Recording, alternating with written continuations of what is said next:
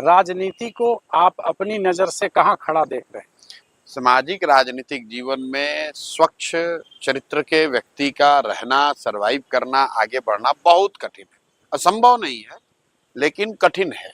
और अक्सर मेरे से भी ये लोग सवाल करते हैं, आप गांधी जी को मानते हैं, गांधी जी को फॉलो करते हैं, तो मैं कहता भी हूँ कि भाई हम लोगों की आज के दौर में हमारी इतनी चारित्रिक शुद्धता, इतनी ताकत नहीं है कि मैं ये कह सकूं कि मैं गांधी जी को फॉलो करता हूं।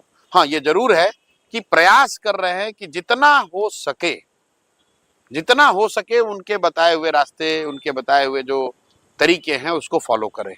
तो बिल्कुल कठिन है, और मैं ये दावा नहीं करता हूं कि हम लोगों में कोई कमी नहीं है, बहुत सारी कमियां हैं।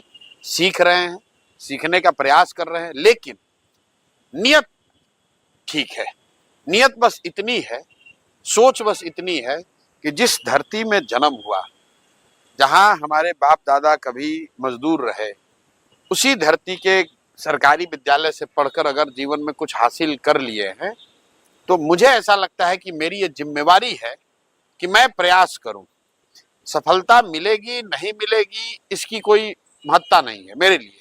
मैं आपको बिल्कुल ये बताऊं, मैं रोज कहता हूं लोगों से कि आप ये चर्चा कर रहे हैं कि प्रशांत किशोर सफल होंगे कि नहीं होंगे।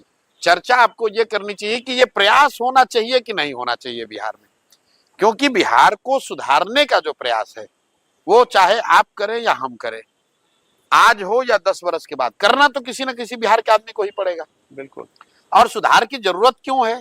इसलिए नहीं कि प्रशांत किशोर कह रहे हैं, इसलिए नहीं कि हम नीतीश और मोदी और लालू के विरोधी हैं, इसलिए कि 1970-75 के दौर में भी देश का सबसे गरीब और पिछड़ा राज्य बिहार था, और आज भी जयप्रकाश नारायण के संपूर्ण क्रांति के आंदोलन और नारे के 50 साल के बाद भी आज देश का सबसे गरीब, सबसे पिछड़ा, सबसे ज्यादा निरक्षर, सबसे ज्यादा बेरोजगारी, सबसे ज्यादा पलायन वाला राज्य बिहार ही है।